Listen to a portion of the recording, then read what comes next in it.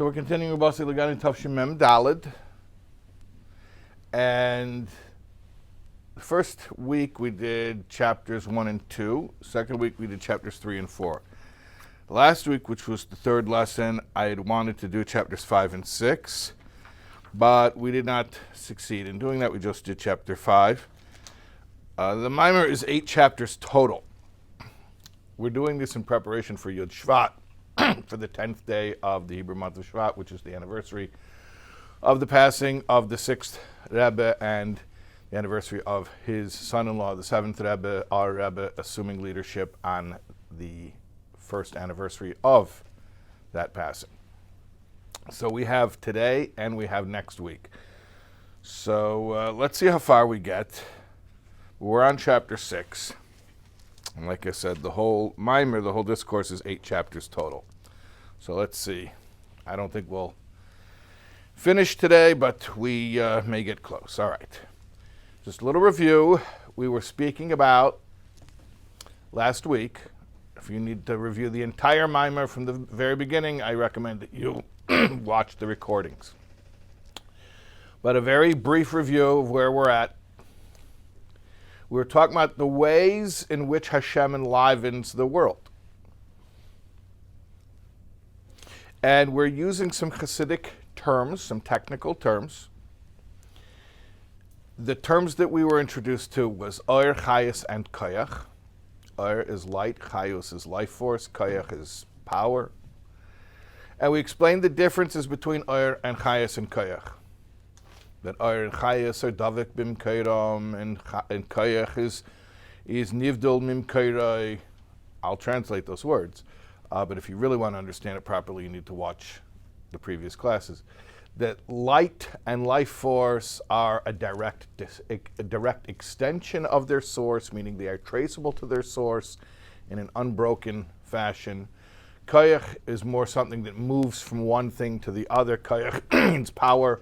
It gets transferred, and then you don't really see its origin. You don't see where it comes from. In other words, there are 2 ways in which Hashem creates. One way is more traceable than the other, right? Follow the paper trail. Where does it come from? Follow the money, right? So you're looking at the world. It must come from somewhere.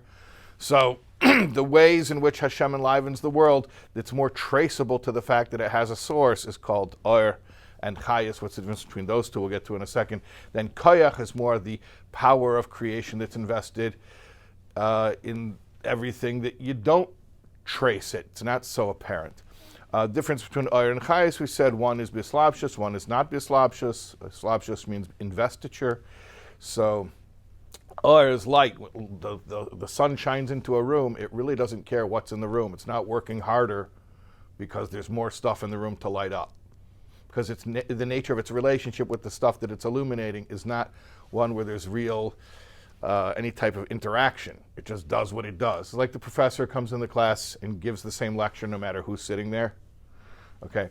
And then Chayas, the life force, gets invested in each individual thing, and it has the right sort of fit, the right voltage, so it doesn't blow the circuits.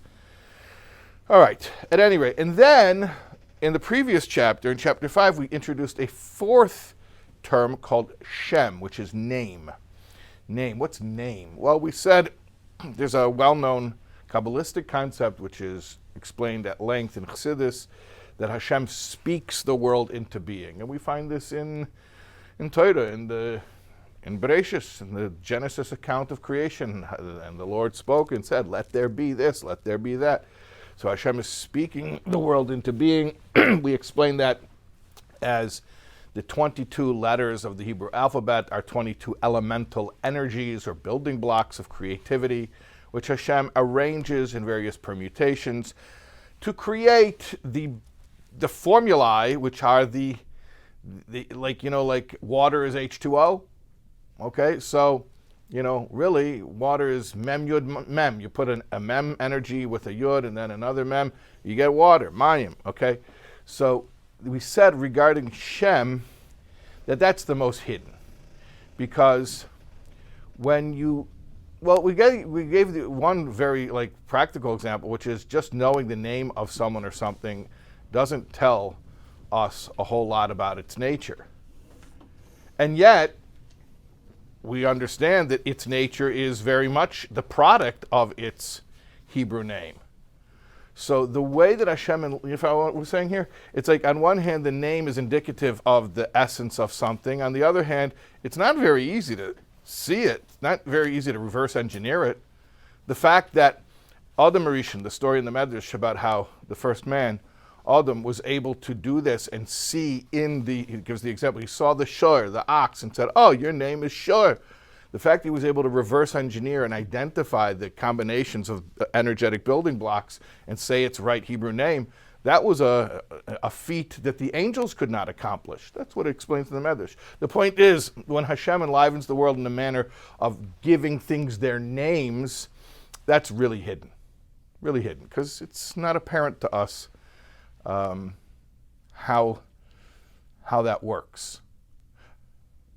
On a practical level, it's not like knowing something's name really gives us a clear pathway to see, oh, that's where it comes from in the Creator. Okay, fine. So now we're on chapter 6. All right. And basically where we left off with is like this question, this lingering general question of like, okay, so in really broad terms, when Hashem creates the world, is it apparent or it's not apparent? Is it obvious that there's a creator? Is creation itself the clearest testimony to the existence of a creator? Or is it the opposite? Is it really, really, really hidden? And of course you all know that the answer to any question that is formulated in any Jewish study, where we say, is it this or is it this? The answer is, well, it's both. It's both. Okay? Obviously it's both. Because we all experience on a personal level where sometimes you look at the world and you're like, of course there's a God. And then sometimes you look at the world and it's really challenging. You're like, well, I have my faith, but you look at the world and it's like, where is God? And they're both true. In other words, that human reaction, that the fact that we have such extreme range in the human reaction is sort of a response to the fact that there is an extreme range in the objective phenomena which are occurring. The way in which Hashem enlivens the world, there is an aspect of it which is very obvious, and then there's an aspect of it which is very concealed. And that's what we're getting into. Okay, chapter 6. Nekudas habir bezeh, the point of explanation, meaning the concept that will help us to get to the bottom of this.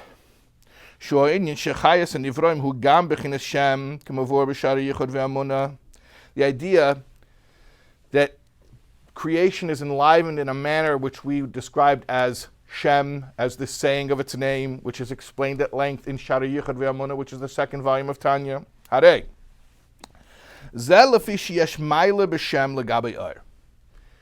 There's actually an advantage of Shem over Or. We explained before, Or is light. Like we said, if you see the light beam, you're going to be able to trace it to the light source, because there's no such thing as removing the light beam from the light source. It's always going to be a straight line. If you see light, you're going to be able to trace it to it. Does everyone understand this? Like this as a truism? If you see light, it has a source, and you will be able to trace it to its source. Because if you cannot trace it to its source, if the source is obstructed, then you're not seeing the light, right? If you see a shaft of sunlight, you're going to be able to find some sun. Okay, so that's the manner in which godliness, it's a metaphor for the manner in which godliness is very traceable. Shem, we said, is where it's not traceable at all, which would seem to be an inferior level. And yet, here we're saying there's actually an advantage to that manner of Hashem's relationship with the world. All right. Here's the concept.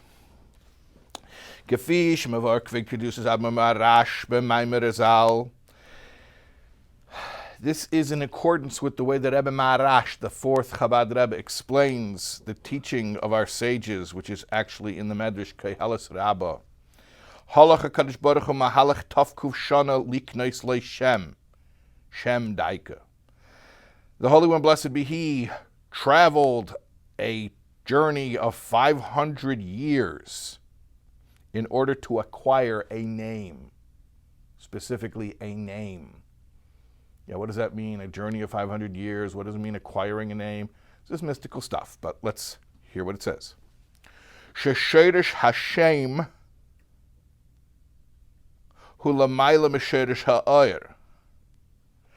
That the source of the name is higher than the source of the light. In other words, you have to go far to go get it. We're not going to try to break this down too much and explain too much what it means. We're just taking the general concept here.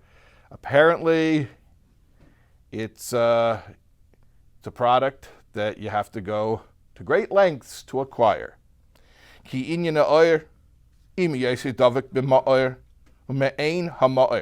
Because light, although like we said earlier, it is attached to the luminary and it is similar to the luminary, right? When you see a picture that was taken in candlelight, even if you can't see the candle flames, you can kind of tell it because the candlelight looks like candlelight. Or if you see a picture taken in sunlight, even if the sun's not in the shot, you can tell it's sunlight. That's what it means that the oyer is me'ein ha'ma'er. So if you see a creation that was made by God, you can kind of tell that it was made by God. So that's the advantage that oyer, that light has, that it's davik bimkairei and me'ein ha'ma'er. It's attached to its source and it resembles its source. Harehu rak ha'ar bilvad. Yet it's just a ha'ara, it's just an emanation. The light is not the luminary. Sunlight is not the sun, is it? Mashenkin shem. But a name is not like that. On one hand, a name is detached from its source, and therefore we call it in a state of concealment. Harehu mushush b'ha'etzem, and yet it is rooted in the essence. So what we're doing here is we're comparing like a pros and cons list, sort of. On one hand, oyer is davik bimkairei and me'ein ha'ma'er. That's the advantage. That's the pro of oyer, of light.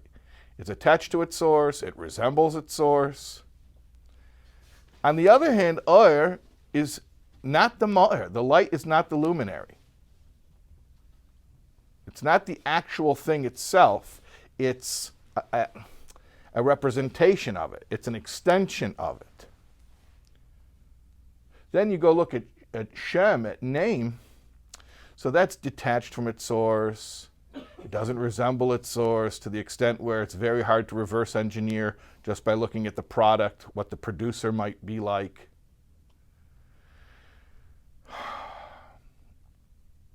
And yet, it's not just an approximation. It's not what we call a ha'ara, which literally means an emanation or a glow or a glimmer.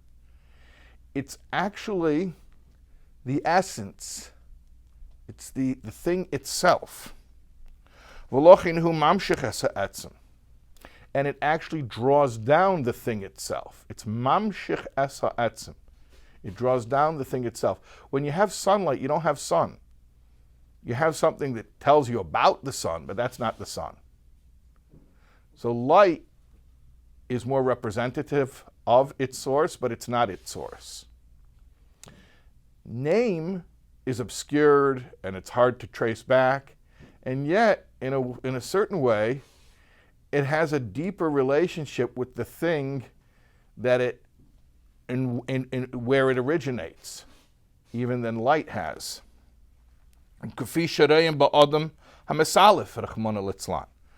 Example, like we see with a person who fainted. He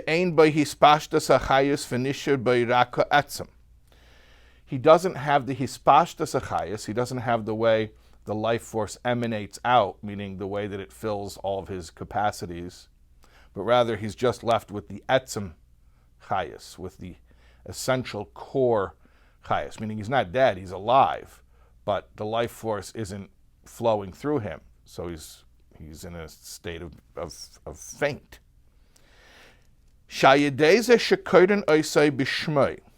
But if you call his name, Yechelim leheshifes nafshe, you can restore his soul. I saw something very interesting. which I really appreciated having this experience, because there are certain common human experiences that are referenced in Chassidus. If you learn enough Chassidus, you'll find that they're common. This is one of them. It says if somebody faints, whenever it's explaining the concept of a name, this is not the only place in Chassidus that talks about the idea of name. It says very often, when it talks about the concept of name, it'll say, like, you see that the name is attached to the essence of the person, meaning you can tap into, you can touch the core of the person, even when the external faculties are offline.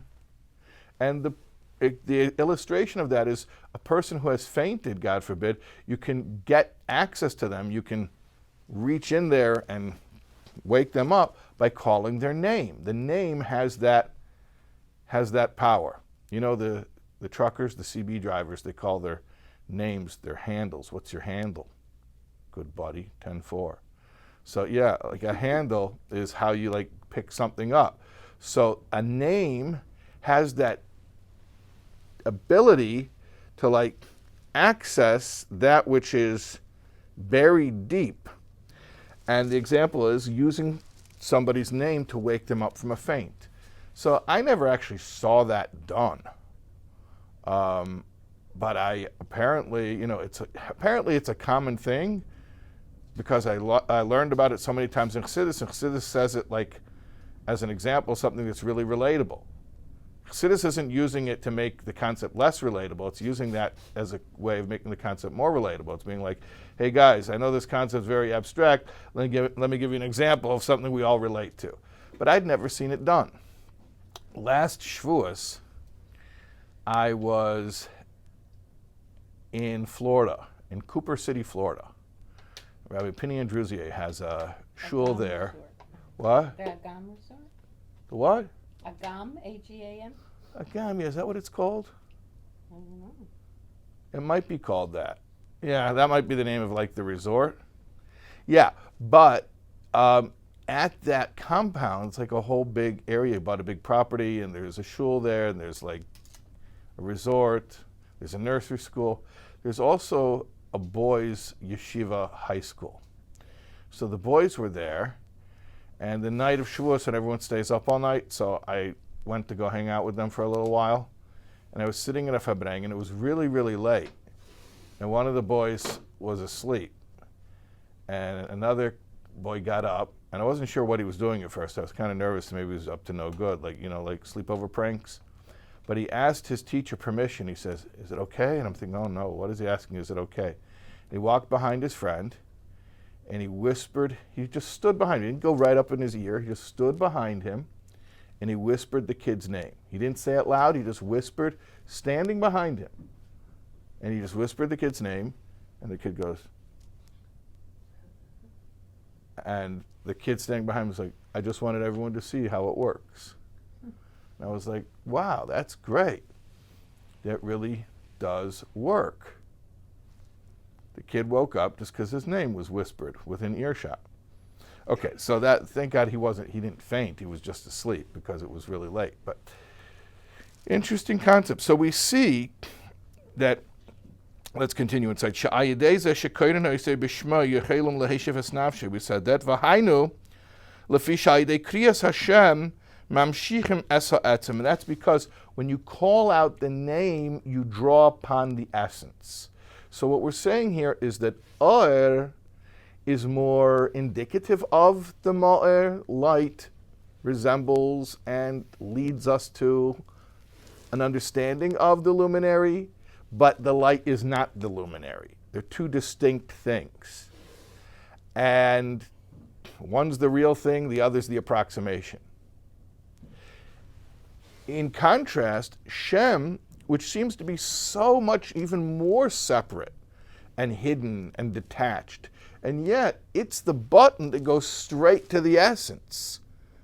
So in a way, Shem is more connected to the origin and the essence than Or is. And you got why we're talking about this, because we're talking about different ways in which Hashem creates the world, and we're saying in a way, the manner in which Hashem creates the world, which is the most hidden, is actually the one that's the most direct connection. Now, more than this, meaning even a more compelling concept, we find Shafila bekriyas Hashem's protium shalakayches mamshichim oisam mishashim koydem awatzmim, that even calling the names of specific soul powers causes them to be drawn forth from their source, from their essential source, ukemavur, like it's explained, b'Torah Or, in the Alter Rebbe's Maimorim in Torah Or, shal yidei shekoydem es ha'adna b'shem chacham v'chasid. If you call a person a chacham, or you call a person a chasid, mamshichim es koyach ha'chachma v'chasid, then you elicit that person's chachma or chesed respectively, shalai. Mehalamam hu'atzmi, from their essential state of concealment. In other words, the Alter Rebbe says, if you want a favor from somebody, don't say, come on, be a nice guy. You say, you're a nice guy. Yes, I am. Could you take me to the airport? I guess. I don't know why I'm doing this. Okay. When you name a specific quality, by the way, this is why Lashon Hara is so terrible. People say Lashon Hara is terrible because you're spreading rumors that aren't true. No, it is true. That's why it's so terrible. Because let's say somebody has a problem in a certain area and you talk about it, even if they don't know that you're talking about it, you're actually making it more real because by giving it its name, you're drawing it down into the world more. Okay, but here we're giving a positive example. A person has a quality. That quality is latent. It's unexpressed. How do you call upon it? How do you summon that quality? By naming it. So if you call a person a chacham or a chassid, then they will act accordingly with chachma and with chesed. Name the quality and it actually causes it to manifest. So what do we see from this? What do we see from this? We see the power of the names. That the names, the words for things, have a direct connection to the actual thing, even when it's buried deep and it needs to be drawn out. So, on one hand, Shem is much more concealed than Or. On the other hand, Shem accesses much more essence than Or. So when we're thinking about the way in which Hashem is enlivening the world, there are different ways of looking at it. There's one way that's, at first glance, more of a revelation of godliness, but it's limited to how much godliness it's revealing. That's called Or. There's another way in which Hashem's enlivening the world where it's not as revealed. It's kind of hidden. It allows for agnosticism. It allows for someone to look at the world and wonder what its origin may be. And yet that aspect of creation is the one that, if you look into it, will lead you more to the truth, the essence, the depth. I heard recently somebody, what was the quote from? Was it? It's one of the early quantum physicists. He said, the first sip from the cup of natural sciences will fill you with apostasy. But if you continue drinking till the last drop, you will be full of the wonder of God. Something like that. I'm butchering the quote, but he probably said it in German anyway. So whatever, I'll just say that's my translation.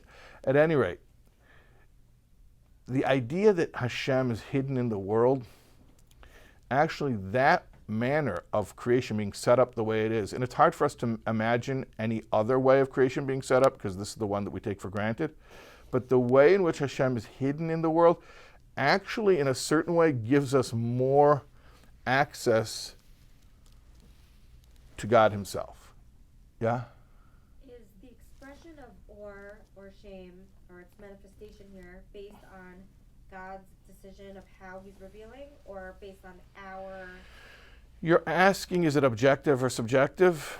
yeah, like can we draw in more shame, or is it Hashem wants to reveal himself in Or right now? Like, what's the relationship? I think they're both happening. I believe they're both happening.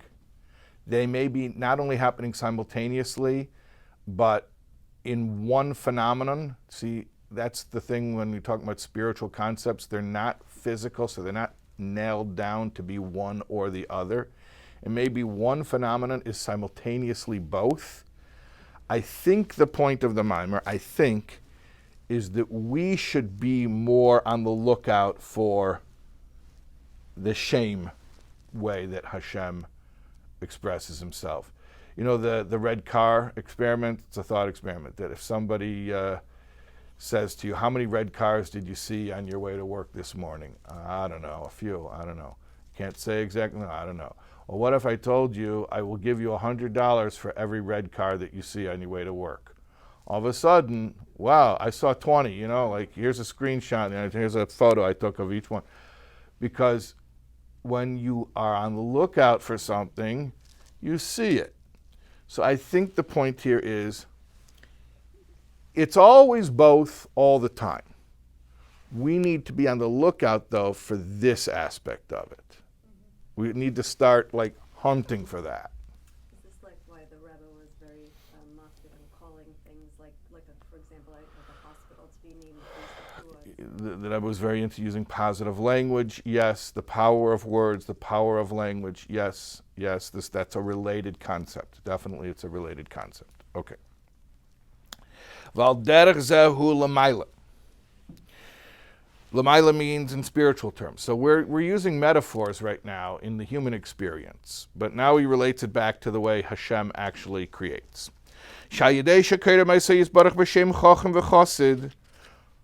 When you call Hashem the Chacham or the Chassid, so we're saying if you call a person a Chacham or a Chassid, they become more that way. You know about the famous Rosenthal effect.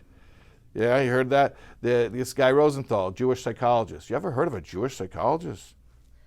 Okay, have you ever heard of a non-Jewish psychologist? Okay, so this guy Rosenthal, he had this theory about children rising to expectations. So he went to this public school in California, and they gave everybody an aptitude test, and then they randomly selected a few kids, totally randomly, and they told the teachers, these kids are going to blossom this year. There was no basis for saying that. They just randomly said, these kids are going to blossom. These kids are potential geniuses. They're really talented. There was no basis for it. They just said it randomly. At the end of the year, they gave everybody the same aptitude test. And those kids who their teachers were told, these kids are going to blossom this year. What do you think happened at the end of the year? They all blossomed this year. Why? Because that's what the teachers were told. Self-fulfilling prophecy. Self-fulfilling prophecy. In this case, it wasn't even self-fulfilling. It was the way somebody else looks at you. So if you think that somebody is a certain way and you say they are that way, it actually makes them more that way. And now we're saying, do you know that this even works with Hashem? Yeah. That when I say when you call Hashem a Chacham or a Chassid, it arouses that Hashem should emanate light into Chachma. Maybe it's not into, maybe it's more through. Through Chachma or through Chesed, when you refer to different attributes of Hashem, obviously the attributes are already there, but when you invoke them or evoke them, then that's the way that they present themselves. Listen to this is trippy. Before creation, there was no Chachma v'Chesed. Gam behelim, not even in a concealed state. Chachma and Chesed are lenses through which Hashem presents himself. Before creation, when there was no other, which we all know is not a true other because it's all Hashem, but there's the othering of himself, which is the phenomenon we know of as creation. But before that, So Hashem had no one to present himself to, so to speak. So Chochmah and Chesed didn't exist. V'lochein mavur lepamim the kriya shemis megas gam lamayla miyud spheros hagnuzais. That's why we explain sometimes. And he says sometimes, footnote 65, he tells you where to look. And he says, look in BASI LEGANI, chapter 17. And also in the year where that chapter, BASI LEGANI, was explained at length, which is Tavshin Chav Zayin. That names can access a level beyond the Eser Spheros Hagnuzais. I'm sure everyone here knows what the Eser Spheros Hagnuzais are, so I don't have to explain. Okay, you get my humor. All right. So Eser Spheros, I'm assuming you do know. The 10 Spheros, the emanations, meaning the different ways Hashem relates to or interfaces with the creation. Chochmah, Bina, and Das are the intellectual. Then you have Chesed, Gvura, Tferes, Netzach, Hod, Yesod are the emotional. Then you have Malchus, which is the final delivery. So those are the 10 Spheros. And those building blocks are reiterated on every level in every world. There's the 10 Spheros of Atzilos and of Bria and of Yitzira and Asiya. Before what we call Seder Ishtalshlus, the chain-like progression of worlds, meaning prior to Atzilos, you have proto-spheros called Eser Spheros Hagnuzais. You know what a Gniza is? Gniza. You ever heard the term Gniza? Shemus. It's called Gniza. Why? What does Gniza mean? Buried. Yeah, very good. So Eser Spheros Hagnuzais are like the buried treasure, like the mine, you know, when you go and you dig into the mine and you pull out the iron ore or whatever it is. Imagine there are these spheroids. Spheroids, the whole point of them is for emanation, is for an interface. So they really are a phenomenon, inherently a phenomenon of creation. Yet there are these proto-spheroids before creation. So that's a really, really high level. It's like the latent potential spherois before spherois. Eser Spheros Hagnuzais. So what we say here is, with a name, you're actually able to tap in deeper or higher, however you want to look at it, than the Eser Spheros Hagnuzais. Because before creation, there was no Chochmah and Chesed. So now what are you doing? You're asking Hashem to manifest himself in various ways. Where are you reaching to? You're reaching to Hashem before those different lenses are put in place, and asking that you're speaking to the essence of Hashem. Don't get so freaked out when I say you're speaking to the essence of Hashem, because we do it all the time. Every time you make a bracha, you say Baruch Ata, blessed are you. Why do you say you? Because next you say Hashem, which is a name, and then you say Elokeinu, which is even another name, and in fact it's in a certain way a lower name, and then say Melech HaOlam, King of the World, which is a title, an even lower name. But Ata, you, is Hashem's essence, whoever you are, above names.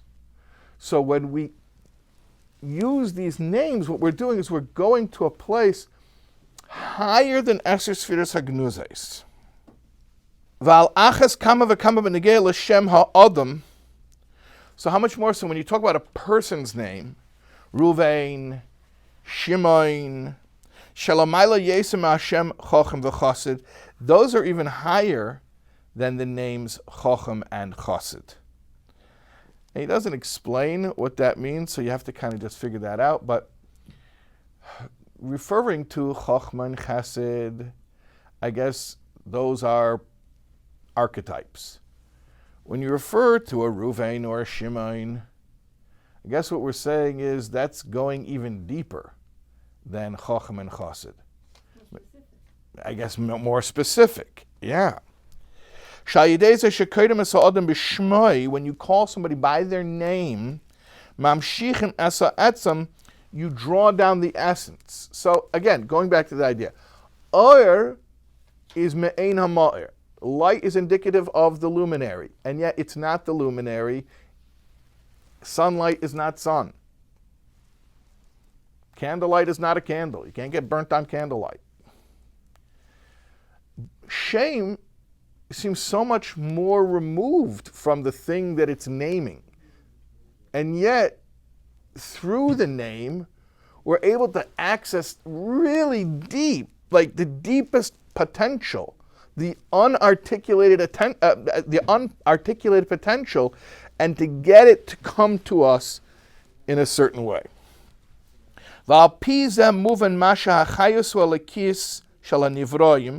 Now we can understand, accordingly, why the life force, the godly life force that's in the created beings, who gam bebechinas shem kamavor b'shar yichud v'amuna, is also in a manner of name, as explained in Shar Yichud v'amuna, second volume of Tanya. In other words, what do we need this shem thing for? If we have oir, what do we need shem for? It seems inferior. No, actually, shem does something that oir does not. Av sheshem hu bechinas halim, even though shem, name, is more hidden, because there's an advantage to Shem that is not present in Oir. Oir resembles its source, but it's not its source, and doesn't give us access to the source. Shem gives us access to the source.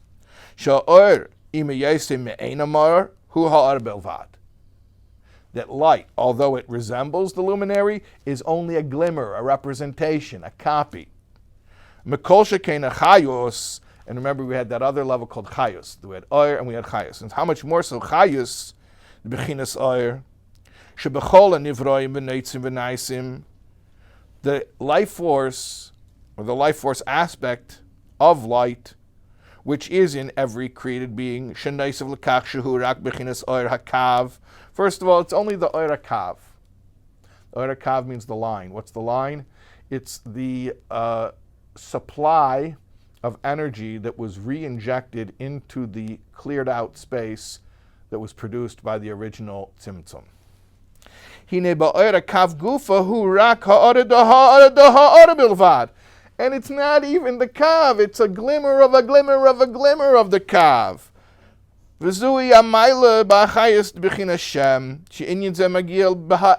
That's the advantage of Shem, of name, that it goes to the core. Chayus is a glimmer of a glimmer of a glimmer. It's an approximation. It's a representation.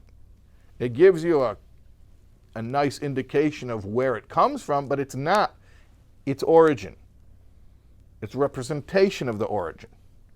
You walk into the kitchen, you smell the brisket. You're not eating brisket, you're smelling it.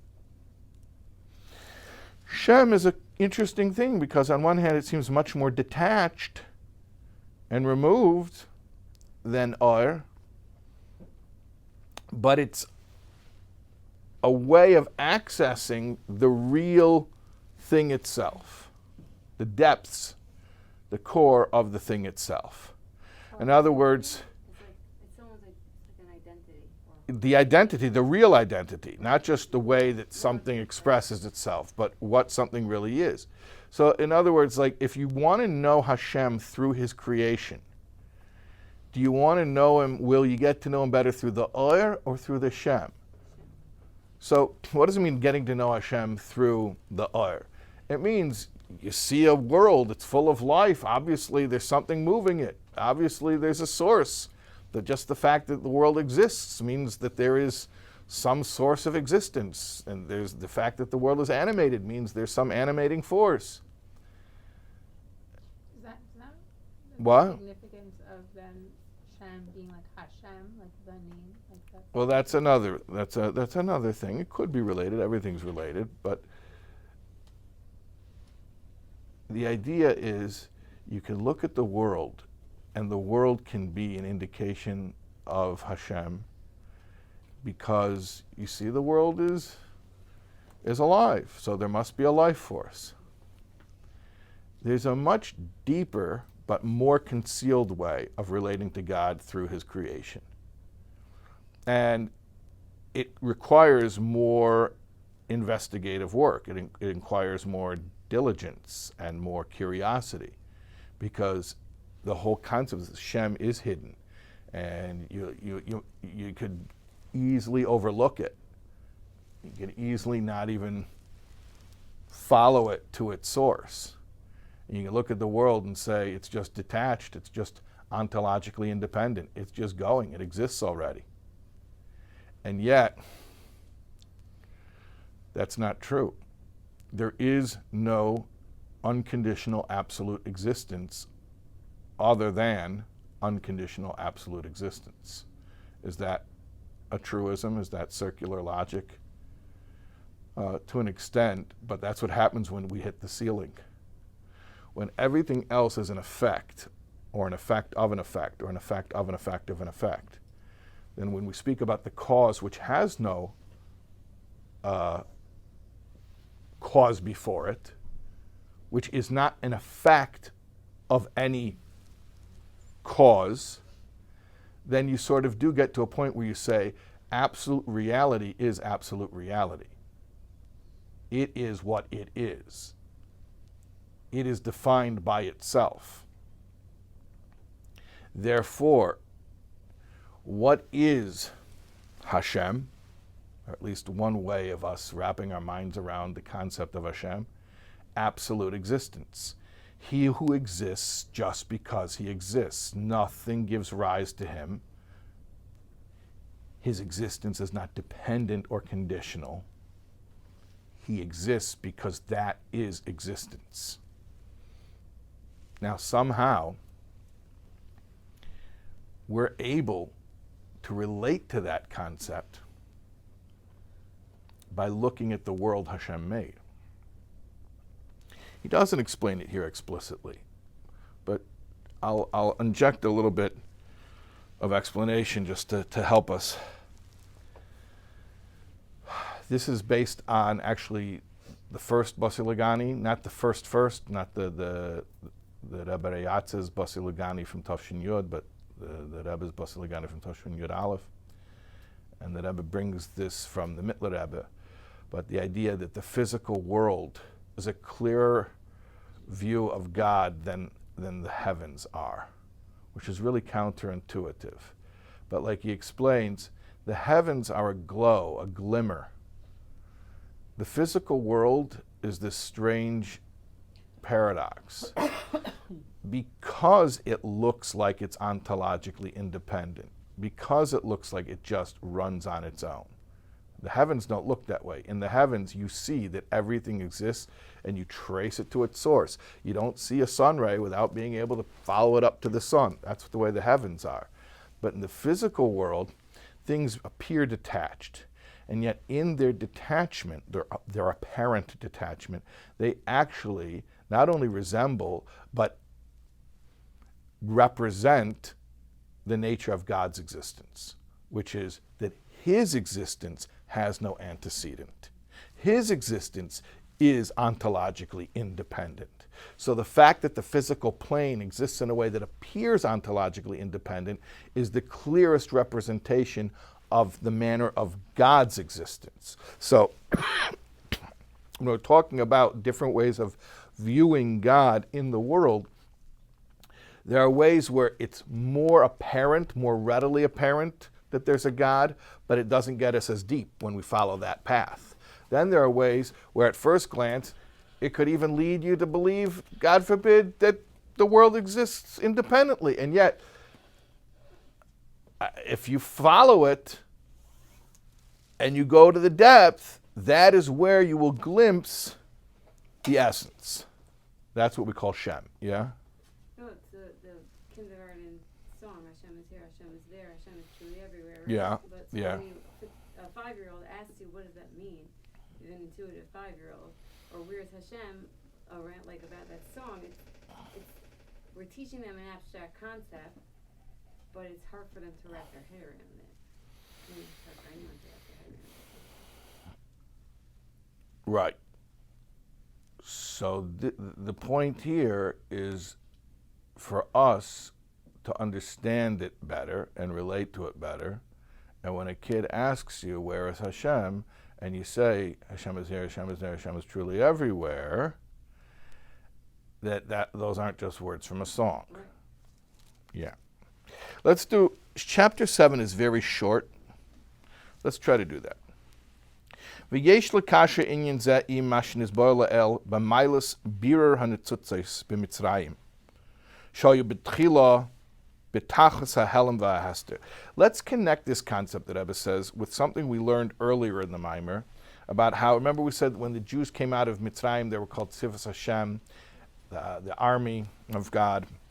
And that's connected to the concept of redeeming the sparks, that they were tapping into the godly energy that's hidden in the physical things. And that's why they left with the wealth of Egypt.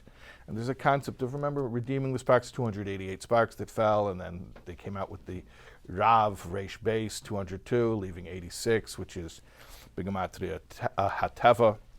Okay. Shazeu al derech inyan Hashem. This is actually similar to the concept of Shem, of name. It's for me? Okay, why not? I'll make a bracha. Do I seem like I'm thirsty? Okay.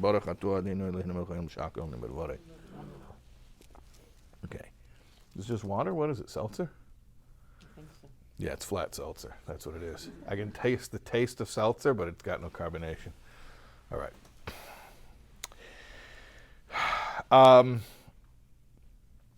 We're going to connect this idea of the sparks of godliness that are concealed in the physical creation with the concept of Shem.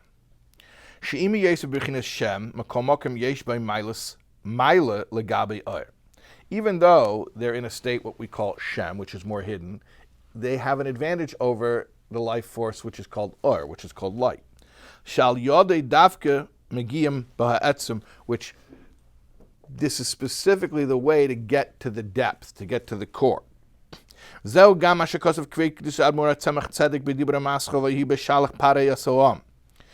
also what the Tzemach Tzedek, the third Rebbe of Chabad, explained in a Maimer that starts with the verse B'shalach Parei Es Ha'am, that Pharaoh sent out the nation.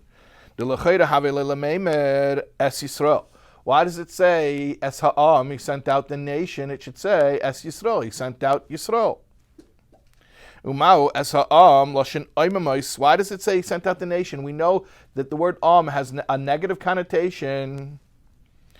Oimamos means dim coals. You know, like not the brightest bulb in the box. So this is like not the brightest coal in the oven. In Halacha they talk about it like cooking on Shabbos and dim coals, glowing coals, dim coals. So when we call the people the it actually has like, it's kind of like saying the rabble, the masses, the unwashed masses, the lowest common denominator. Now,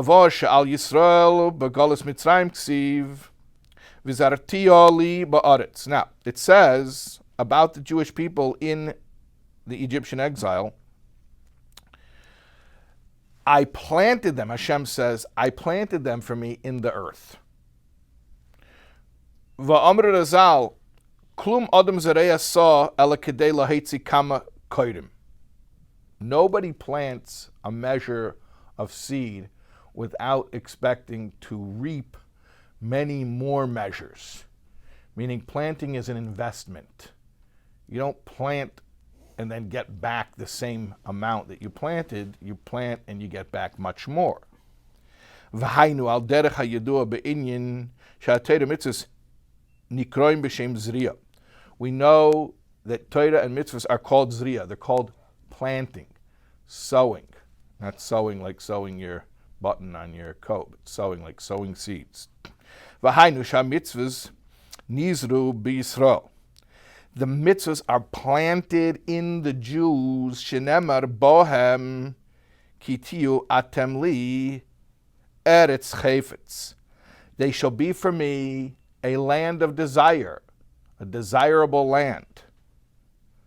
The Jewish people should be for me a desirable land. Uketeiros Baal Shem Tov, and like the Baal Shem Tov's teaching on that, shekol echad v'echad misrael yesh oitzres nailim bedugmas ha'oitzres shebe'aretz hagashmis. Every single member of the nation has treasure houses of great character traits that are like the treasure that's found in the earth. V'rak shetzorich legaloisam.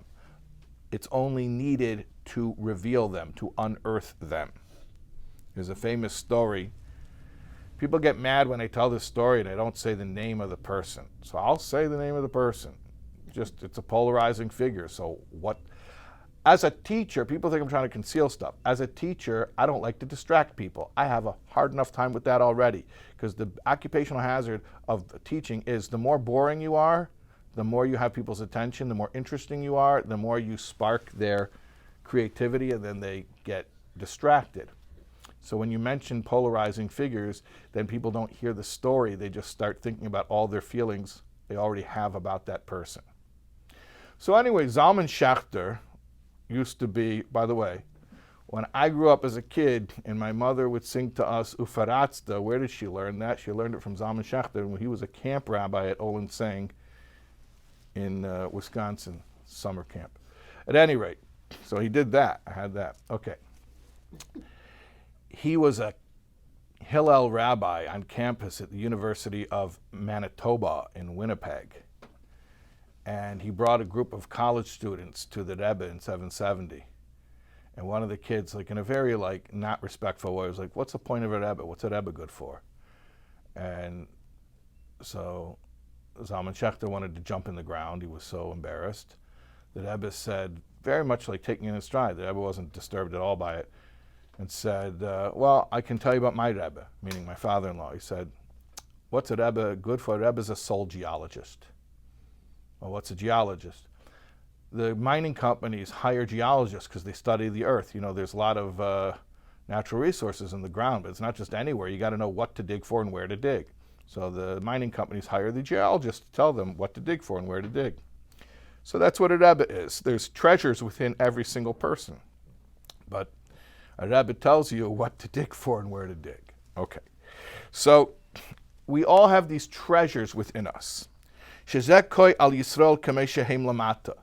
this is referring to the way we are down here, meaning not up in heaven, your soul has treasures. No, down here, soul in body, you have these hidden treasures within you. And that's how you cause the growing. You come down, you're planted, so to speak, in the physical world, but that's how the treasures come out, and that's how you actually get more. When you put the seed in the ground, not only is that not the demise of the seed, but it actually triggers that the seed should grow many times over. So you take the soul with all of its talents and potentials, rip it out of heaven, which is traumatizing for it. It does not want to leave heaven, but you put it in the physical world, and now all the greatness that the soul already has, its treasures, actually sprout forth with a yield many times over what it started with. Similarly, when the Jews were implanted in the Egyptian exile, that's another type of planting. So, being planted, just an embodiment is a type of being planted. What's the difference between being buried and being planted, right? It depends the purpose, it depends the outcome, okay? So, being placed in the gullus is another type of being buried slash planted. But it was all for the sake of greater growth. In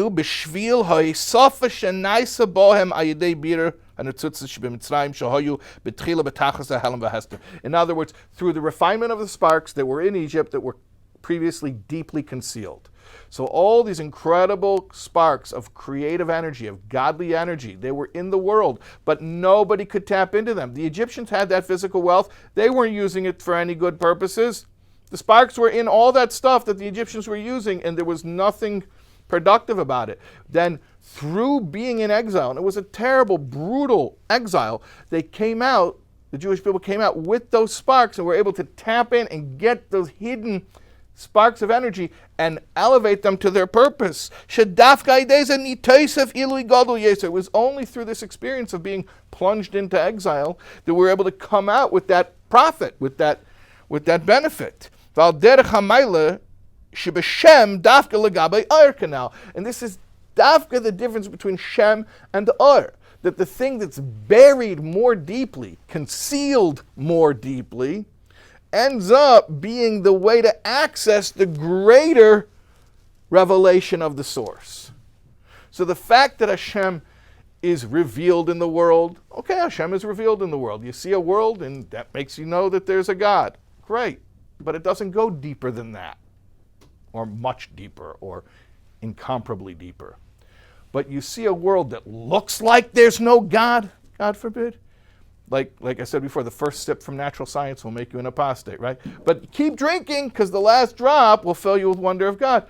Look at the nature of the world that appears ontologically independent. And when you realize the logical impossibility for the physical world to be ontologically independent, and yet it appears ontologically independent, this will lead you to a greater appreciation of the essence of God than meditating on the way that God is revealed in the world.